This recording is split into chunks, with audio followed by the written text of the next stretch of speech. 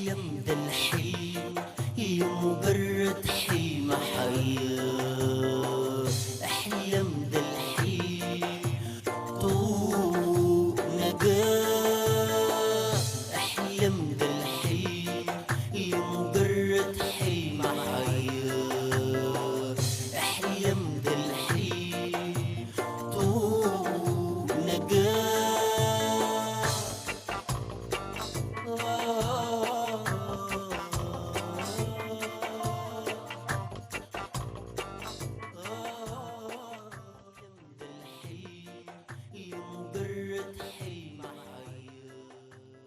أعزائي المشاهدين، أهلا بكم في حلقة جديدة من برنامج حلم حياة. كلنا عارفين إن مصر مليانة بالمواهب، مليانة بالمواهب سواء في التمثيل، سواء في الشعر، سواء في الإنشاد، سواء في كرة القدم. مصر مليانة بالمواهب في كل المجالات، بس يا ترى المواهب دول بياخدوا فرصتهم ولا لأ؟ يا ترى السوشيال ميديا في الفترة الأخيرة بدأت تساعد المواهب؟ هل المواهب يقدروا يوصلوا صوتهم من خلال السوشيال ميديا ولا لأ؟ كل ده هنعرفه في حلقة النهاردة، وهنعرف برضو إيه الصعوبات اللي بتواجه المواهب وإزاي بيتخطوا الصعوبات دي.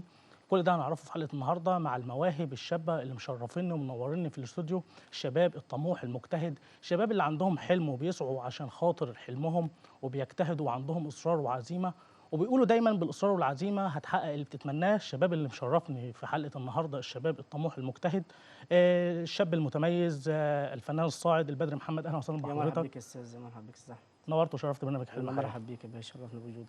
الممثل الصاعد ربيع جمال. أهلا وسهلا بحضرتك. اهلا وسهلا بك يا فندم. نورت وشرفت برنامج الله حلم يبارك حياة. فيك. الممثل الصاعد عبد الله محمد. اهلا وسهلا بك. اهلا وسهلا بك يا فندم. الممثل الصاعد زين معز. اهلا وسهلا بحضرتك. اهلا وسهلا بك يا فندم. الممثل الصاعد رمضان جمال. اهلا وسهلا اهلا بك. وسهلا بك يا فندم، كل سنه وانت طيب. وحضرتك طيب. رمضان كريم. وكل سنه وانت طيب الله اكرم. طبعا يعني ابدا من عند حضرتك استاذ البدري محمد. اتفضل يا استاذ. عايز حضرتك تقول لي اسستوا فريق كلنا ايد واحده. الفريق ده اسستوه امتى وازاي وليه الفكره جت؟ يعني عايز اعرف منكم كل ده. وحضرتك طبعا استاذ البدري محمد يعني حد طموح وحد مجتهد، وكلمتني في الكواليس كتير على الفريق وقلت لي ان الفريق ده يعني انتوا اسستوه عشان حاجات كتير جدا، مش عايز احرق اللي انت قلته لي، فعايزك تقول لي. والله يا استاذ، احنا عشان الشعب كلنا ايد واحده، ماشي، حبينا نسمي الفريق بتاعنا وكلنا ايد واحده، بحيث ان احنا نبقى متحدين مع بعضينا وكلنا ايد واحده. تمام. يعني انت اسست الفريق عشان انت شايف ان الفريق يعني ايد واحده، وشايف ان المجتمع ايد واحده، فعشان كده اسستوا الفريق كلنا وسميتوه ايد واحده. ايد واحده. يا فندم. تمام. عايزك تقول لي اكتشفت في نفسك الموهبه ازاي؟ والله يا فندم، احنا الموهبه دي فيها من فتره، بس جينا لما قعدنا مع بعضينا انا والفريق العمل بتاعي وكل واحد عرض الموهبه بتاعته، حبينا عملنا فيديو لقينا جذب الناس. والحمد لله رب العالمين يا استاذ. تمام. الموهبه اكتشفتها في نفسك ازاي؟ عايزك تشرح لي. كنت يعني ساعات بقعد مع نفسي كده ماشي، واقعد مع ابن عمي زيان ونقعد ندردش مع بعضينا لحد ما يعني فتره جامده، لحد ما قعدنا مع بعضينا كده وعملنا فيديو ولقينا يعني الموهبه حلوه والناس كتير جوه بتشجعنا عليها. تمام. شجعنا الفريق وعملنا فريق من كلنا ايد واحده، ماشي، والحمد لله رب العالمين يا استاذ. يعني الموهبه انت اكتشفت في نفسك الموهبه، كلكم اكتشفتوها مع بعض من خلال كلامك كده، يعني ان انتوا كنتوا قاعدين مع بعض في قعده فلقيتوا ناس بتشجعكم. تمام.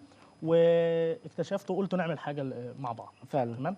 طيب هل كان في نيه، يعني بما ان انت بتتكلم دلوقتي وتقول ان كلكم بداتوا مع بعض واكتشفتوا الموهبه مع بعض وبداتوا الطريق مع بعض من خلال فريق كلنا ايد واحده، هل كان في تشجيع معين خلاكم عندكم دافع ان انتوا توصلوا موهبتكم بالشكل ده؟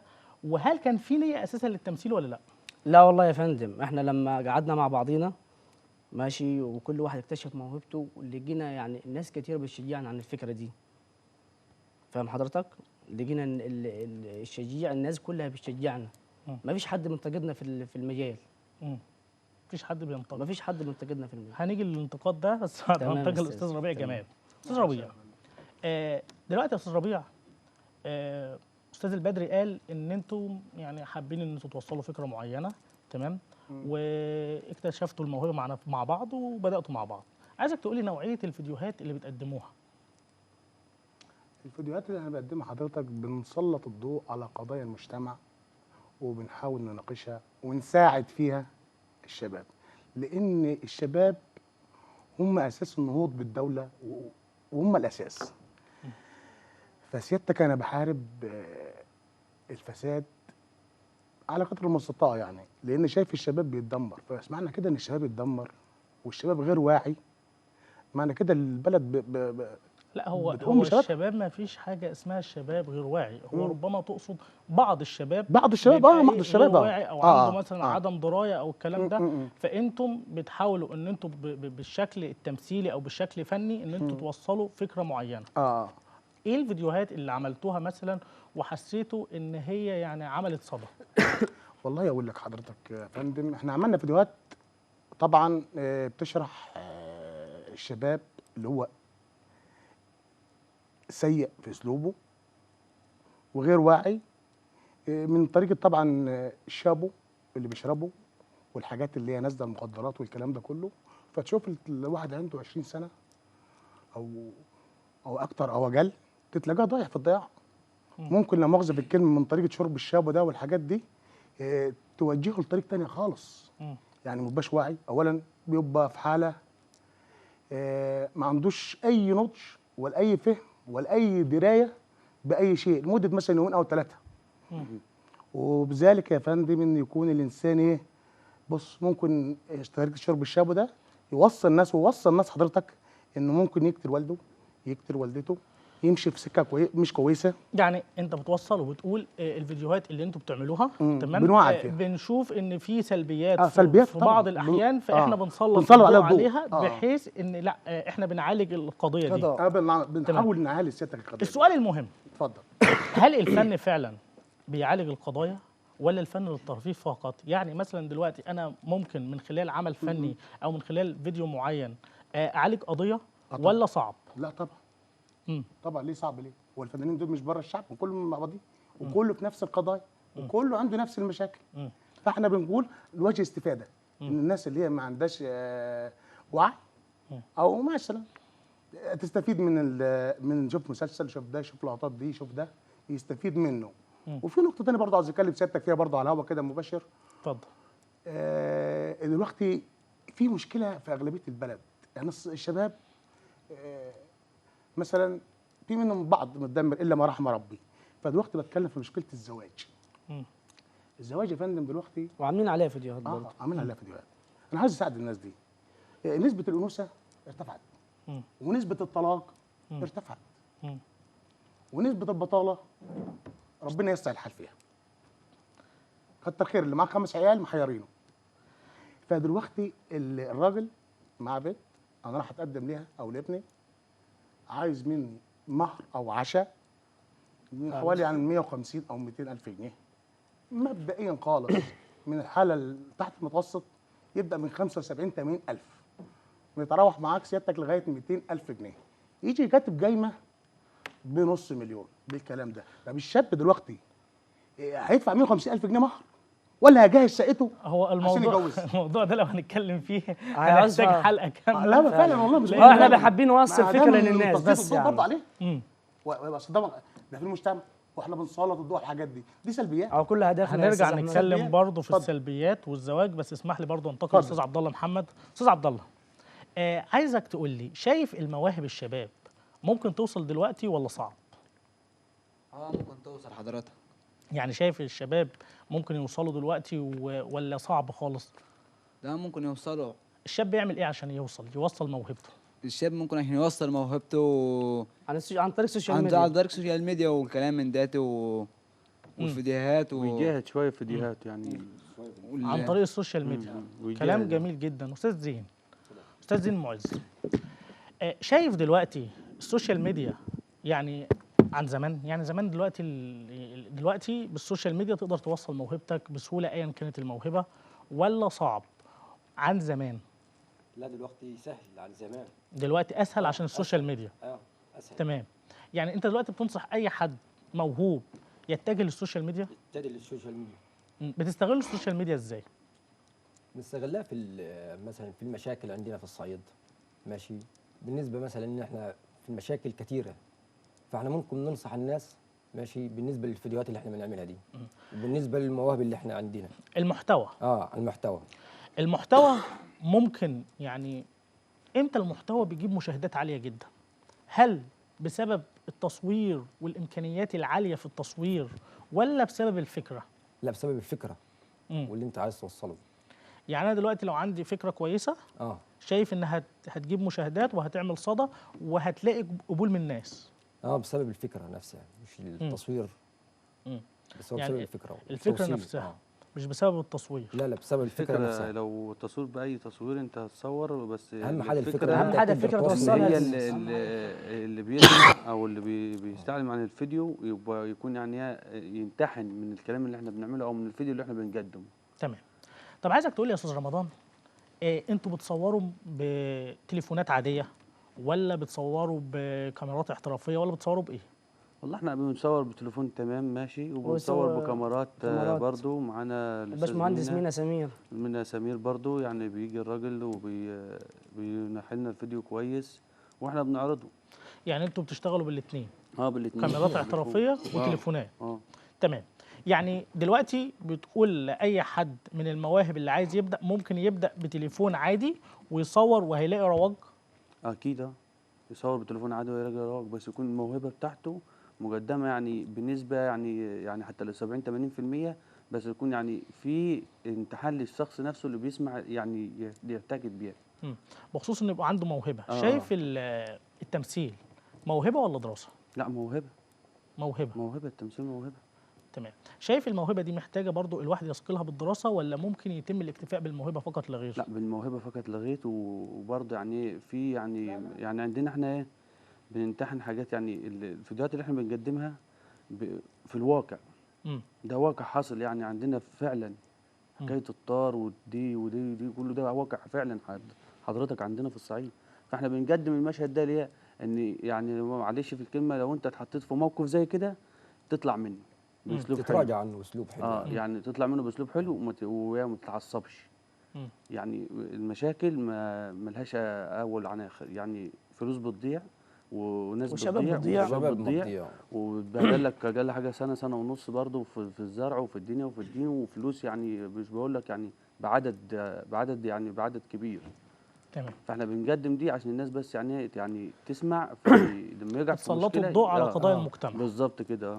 حاسس انك عايز تضيف حاجه يا استاذ زين؟ لما نسلط الضوء على المشاكل دي، عشان احنا لو عزنا ننصح مثلا اخ مثلا او ابن عم او ماشي، ممكن ما يفهمناش صح. ممكن يحسسنا ان احنا ما نقل منه. يعني شايف الفن هي اسهل طريقه لتوصيل المعلومه. التوصيل بالذات عندنا احنا في عش الصعيد. انتوا من اسيوط طبعا. من اسيوط اجدع ناس. فشايف ان في الصعيد تحديدا ان لازم اوصل لحد المعلومه عن طريق الفن. تمام. اسمح لي برضو انتقل للاستاذ البدري. اتفضل يا استاذ. استاذ البدري، اي حد بيقدم حاجه جديده للاسف الشديد في بعض الاحيان بيقابل نقد. فعلا. تمام. عايزك تقول لي بتتعاملوا مع النقد ازاي؟ يعني النقد اللي بيقابلكم بتتعاملوا معاه ازاي؟ بص يا استاذ احمد، هو بالنسبه للنقد حاجه والمهاجمه حاجه. تمام. ان المهاجمه دي يعني بتزعلنا احنا كفريق عمل. لكن النقد ده بنتعامل معاه عادي جدا جدا. ممكن يكون النقد بتاعه بيفيدنا بنعمل بيه. يعني النقد بنتعامل معاه ممكن نتعلم منه. بيعدل من نعدل من الاخطاء. نتعلم منه. يعني شايف ان دلوقتي لو واحد قال لك كلمه انتقدك بيها بحيث انك انت تطور المحتوى، ففي الوقت ده مرحب بيه. ده مرحب بيه. وبنشكره. وجهه نظر. وبنقول الكلام ده مباشر في بث مباشر برضه لاي حد عنده نقد يعرض علينا، ما عندناش اي مشاكل. تمام. اما شايف الهجوم، لا. الهجوم ده حاجه بتزعلنا كفريق عمل. تمام. طيب هل ممكن يعني يجي لك في وقت كده من الاوقات هجوم، مش هقول لك نقد، حد يهاجمك مثلا وبناء على الهجوم ده انت تقول لا والله انا مش هكمل؟ لا. يعني ممكن الواحد في بعض الاحيان الكلمه تحبطه خالص لا وتجني عليه؟ ما يبقاش فيه يأس. ما انا لو يأست مش هنجح. فاهمني؟ لازم يكون متراوم مع الحياه. يعني هجوم خلاص هجوم طبيعي وخلاص، لكن لما يكون النقد بيتعامل معاه عادي. بس احنا بنزعل من جوانا ان احنا بنقدم فكره حيه للناس، يعني بتفيد الشباب وتفيد الناس. بس وجهه نظر تحترم اللي حضرتك بتقوله ده، بس في بعض الأحيان ممكن قلت اليأس ما يبقاش فيه يأس، بس هجوم على هجوم على هجوم ممكن يجيب للواحد يأس. لا عشان كلنا ايد واحده فما فيش يأس. امم عشان كلنا ايد واحده فما فيش يأس. حتى لو حتى في لو واحد مثلا مننا يأس احنا الكل نتابع بيشجع. يعني بنشجع انه يرجع. يعني انتم مكملين بعض. ما نسيبوش. نشجعه اكثر. عرفت ازاي؟ ما نسيبوش يعني ياخد لازم بعض. هتقابل النقد وهتقابل لابد يكون لك الهجوم. هجوم. بالظبط. ليه؟ انت راجل صاحب مبدأ وماشي عليه ومسلط الضوء على قضايا المجتمع. فانت لو في ناس كتيره لا مؤاخذه في الكلمه لازم تهاجمك. وانت لو ما تهاجمتش معنى كده انك فاشل. ما تكونش ناجح. لازم تتهاجم. لازم يكون في لازم انت عايز يجاب لك تصلح. زي اي عايز حاجه، تصلح، زي ما لأن انت ماشي على اي طريق الدولة ولازم بيجاب لك مطب. والحكومه وكله مش هيعمل لك كل المشاكل دي. كتر خير الامن وكتر خير ده. ما احنا في الشارع فاحنا بنساعد برضه. يعني انت الامن عامل اقصى جهده عندنا احنا، عامل اقصى جهده انه محتوي مثلا يخش بينظف البلد من المخدرات ومن الشابو ومن الحشيش من جميع القذرات كلها بينظفها. كلام سليم. فاحنا بنساعد معاه. عايزك تقول لي يا استاذ ربيع، ايه راي حضرتك في الاعمال اللي هي موجوده على الساحه دلوقتي؟ المسلسلات اللي هي موجوده في رمضان دلوقتي. والله يا فندم انا اشجع اي شيء فيه استفاده. واي انسان ما عندوش مبدا وهدف يوصل له سلبي. فانا بشجع. مش كل المسلسلات ناجحه بعد احترام كل الممثلين وكل الناس، بس لازم تكون صاحب هدف ومحتوى انك عليه. يعني انا مثلا اجيب حاجات اللي تفيد، مش حاجات الهرج والكلام ده الفاضي. حاجات اللي تفيد ويبقى ايه ذو قيمه. فمشكورا يعني كل الناس نقول الله يوفقهم. كلام جميل وكلام سليم. استاذ عبد الله، عايز اعرف منك ايه الصعوبات اللي بتواجهكم؟ الصعوبات اللي بتواجهنا مفيش اي صعوبات بتواجهنا يا فندم حضرتك. مفيش اي صعوبات بتواجهكم خالص؟ يعني مثلا في المحتوى مثلا، يعني مثلا في بعض الاحيان مش محتاجين ان انتوا تطوروا المحتوى مثلا، ممكن يبقى الامكانيات مثلا قله الامكانيات. بالنسبه للامكانيات بالنسبه للامكانيات حاجات في طبعا حاجات خفيفه. الامكانيات في حاجات كتيره يعني مثلا تبقى صعبه علينا شويه. يعني شايف ان الامكانيات من ضمن الاشياء في صعوبه. في صعوبه اكيد تمام. طبعا. في صعوبات تانية ولا مفيش اي صعوبات تانية؟ في صعوبه تانية بالنسبه للجو بس عندنا في الصعيد بس يعني. بالنسبه مثلا للعيال مثلا الاطفال اثناء التصوير. اثناء التصوير بس. بتصوروا في الشارع عادي؟ يعني بنصور في الشارع ارضنا ارض. بتصوروا في الشارع عادي في وقت مثلا بيبقى الناس فيه، ولا بتصوروا في وقت معين؟ لا في اي وقت. اي وقت. في اي وقت. في اي وقت. وجود ناس ما وجودش ناس يعني بنصور بالنهار. بس بنحاول نقل يعني من الكميه يعني الموجوده يعني. ما بتحتاجوش هدوء مثلا معين مثلا او حاجه معينه؟ لو في يعني احنا في حاجه عاوزه هدوء، بنجمع لها مكان هدوء. يعني بنروح لمكان فيه هدوء. يعني احنا دلوقتي عايزين نوصل معلومه في مكان هادي، فاحنا بنروح لمكان هادي. احنا كذا مكان يعني بنصور فيه، مش مكان واحد بس. تمام.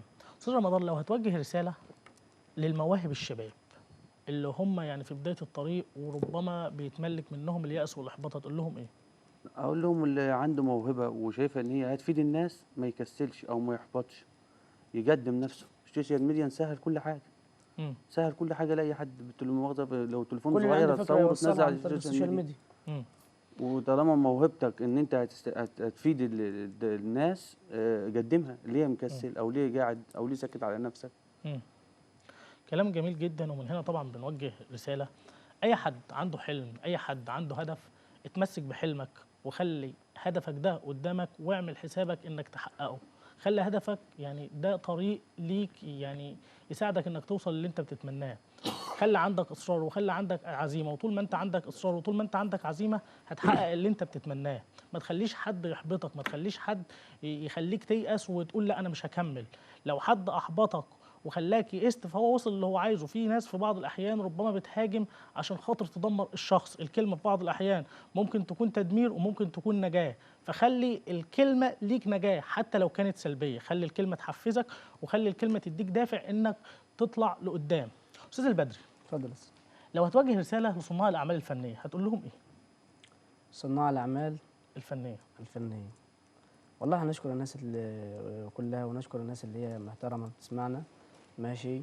ونوجه رساله كلها يعني للناس كلها، ان هي عايزين نوصل الرساله بتاعتنا. مم. إن ويساعدونا في تسليط الضوء ماشي على قضايا المجتمع. في الحاجات اللي احنا بنقدمها. تمام. بخصوص القضايا انا نفسي اتكلم معاك في موضوع الزواج ده كتير هو على عاوز فكرة. يا فندم يفتح- لا الحاجات دي مشكله فعلا بس الوقت فعلا اصلا. الوقت مش زوجوا من مسامح تضمن يعني ان دينه انت وخلقه. مم.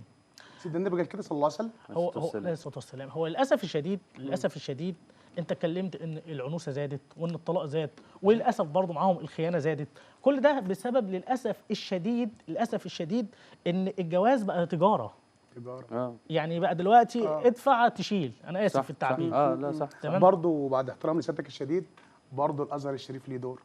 مم. اكيد لازم ارشاد ديني، اكيد ولازم اكيد يقف معانا في حته زي الوضع دي. اللي بيجي الازهر قايم بدوره، ولكن قايم بدوره، بس ولكن للاسف زياده التوعيه. احنا بقى عندنا مشكله شديده، يعني اللي هي ايه؟ يعني مثلا لسه شايفين حادثه امبارح او اول اول امبارح، امبارح في اكتوبر قتل طليقته او ذبحها في الشارع. في الشارع. للاسف الشديد ما بقاش الموضوع بقى موضوع توعيه اكتر، ما هو بقت النفوس البشريه مش عارف، بعض الناس بقت دمويه. ليه ما اعرفش بعض الناس بقت دمويه؟ يعني حتى من هنا هنتكلم برضه، هو ليه البشر يعني الرحمه راحت فين؟ الانسانيه راحت فين؟ ليه بقى الناس بتحب الدم؟ ليه بقت يعني في قسوه كده؟ لازم يبقى عندنا رحمه، لازم ونرجع تاني ونقول هو ليه اللي بيحصل فينا ده؟ بيحصل فينا ده من عمايلنا. فيعني حاجات كتير جدا، انا نفسي اتكلم كتير ولكن للاسف الوقت اوشك على الانتهاء. لو هتقول حاجه يا فندم هتقول ايه؟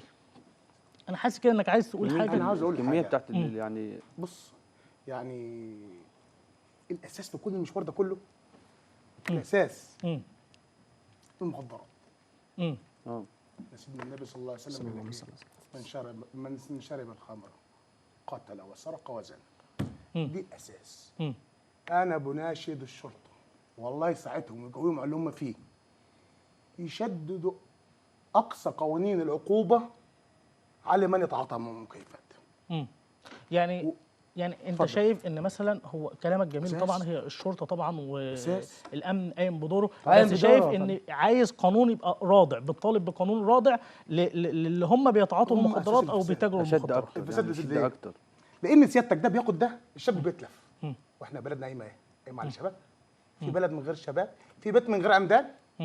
وبشكر فريق مباحث مركز منفلوط، خالد بيه ومحمود بيه مرسي بالاخص، وخالد بيه بالاخص، لان الناس دي من ساعه ما نزلت عندنا المركز، على فكره انا ما فيش اي علاقه شخصيه بيني وبينهم، وما بروحش المركز نهائي. بس الناس دي بامانه ربنا بيجي فيه امن وامان. وغيرت حاجات محمود بيه كتير. مرسي بالاخص من ساعه ما جه مسك المركز غير حاجات كتير، غير حاجات كتير يعني يعني بص، يعني قضى على نسبه من 50 ل 55% من المخدرات. تمام، كلام جميل وكلام فانا سليم. بشكر الرئيس فخامه الرئيس محمد عبد الفتاح السيسي، الرئيس عبد الفتاح السيسي، وبشكر رجال الامن كلهم، وبشكر الازهر، وبتمنى ان هم يساعدونا. تمام استاذ عبد الله، تمام كلام جميل وكلام جميل. استاذ عبد الله، حلمك ايه؟ حلمي ان انا اوصل لحاجه كده، حاجه حلوه. حاجه حلوه كده يعني في التمثيل في يعني. التمثيل ان شاء الله. استاذ زين، حلمك ايه؟ حلمي برضك ان انا يعني مش هقول لك ان انا اوصل للتمثيل برضك، يعني دي صعبه شويه. مش صعبه مثلا، صعبة ازاي؟ مش صعبه عشان مثلا ان انا هوصل للتمثيل نفسه، لان يعني مثلا احنا بس اهم حاجه نفيد الناس من طريق التمثيل، لان انا ما ببقاش كداب لو قلت لك ان انا طلبوني في التمثيل مش هروح. عرفت ازاي؟ لان انا مش عايز شهره. بس يعني انتوا أهم بتعملوا حاجة الموضوع حب. ايوه حب. استاذ رمضان، حلمك ايه؟ سريعا. حلمي ان انا يعني اقدم حاجه حلوه للناس تستفيد منها. وحلمي برضو في حاجات ناقصه عايزين ان احنا برضو يعني عشان احنا فريق يد واحده نكملها بس. تمام استاذ البدري، حلمك ايه؟ والله يا استاذ احمد انا حلمي ان الناس كلها تكون مبسوطه من المحتوى اللي احنا بنقدمه. استاذ ربيع، حلم حضرتك ايه؟ انا حلمي اشوف بلدي احسن بلد في العالم.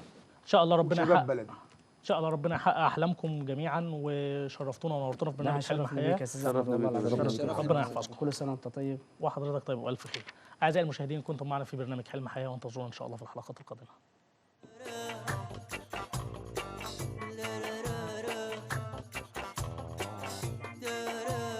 اوعى يكون حلمك محدود، عدي وخطي كل حدود.